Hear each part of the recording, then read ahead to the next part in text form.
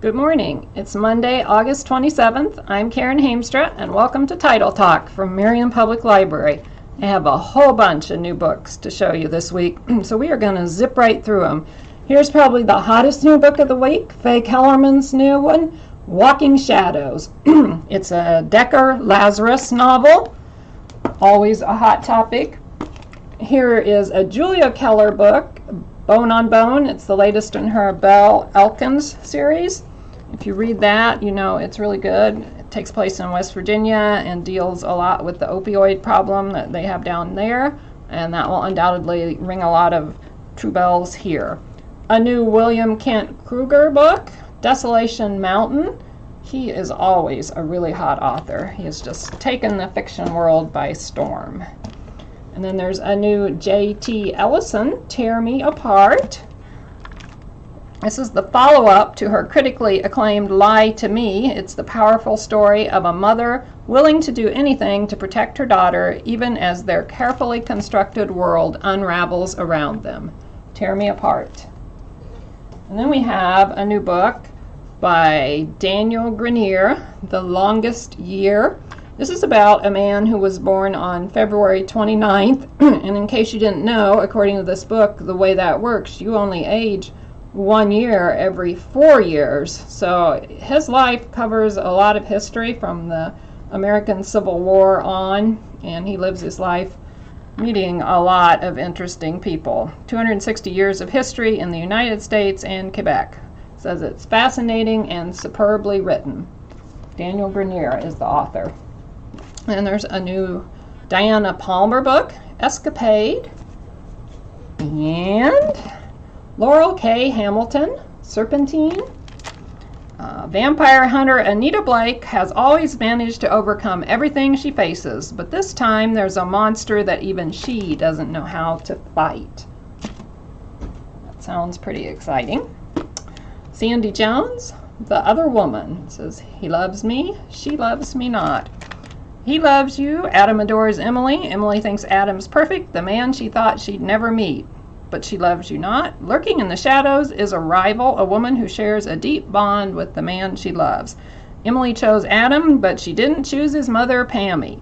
There's nothing a mother wouldn't do for her son, and now Emily is just about to find out just how far Pammy will go to get what she wants. Emmy gone forever.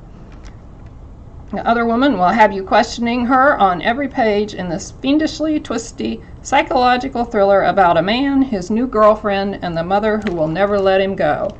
You may have known a woman in this situation, and you know it does happen in real life, so that might be a novel you'll want to read. Beverly Lewis has a new Amish romance novel.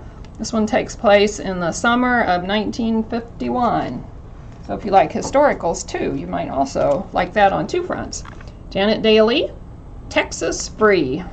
She is always popular. This apparently is a standalone Western novel. So if you like Westerns, that might be the one for you. And Fern Michaels, Safe and Sound. You always like to see Fern's pictures with her doggies. She is always popular. And then we have a new one by T. Jefferson Parker. It's a mystery. A chilling letter promises a reign of terror. A CIA drone operator fears for her life and her son's. A private investigator races against the clock to save his friend and his city. Then we have one called Mr. and Mrs. American Pie by Juliet McDaniel. It's a novel. It takes place in the summer of 1969 at the time of the moon launch. And Booklist says it's the perfect blend of salty and sweet. And finally, we have a new novel called Vox by Christina Dalshay. This book was featured on one of our online book clubs last week, so I have read a week's worth of excerpts from it. It's a very interesting concept. It's the United States in a future where women's voices have been taken away. They wear an electronic device and are only allowed 100 words a day. And if they speak more than 100 words a day, their body will receive a tremendous electrical jolt. I think if that happens more than once, it probably kills them. And it's about a woman who had a doctor, or she was a doctor of some sort, and now she can't even speak. They're not allowed to read. They're not allowed to write. They're just given a very basic education to get them through life to be wives and mothers. So it just seemed like a fascinating book, and I really think you might enjoy Vox by Christina Dalshay. So that's it. We have plenty of others. I have just, again, as many books on my cart here that I didn't talk about that will be coming out in the next couple of days. So I would encourage you to stop by and pick up some new books for your Labor Day read. Grab a Book Page magazine when you come in. The new September issues are out right on top of the new fiction. Thanks for listening along. We'll see you next week.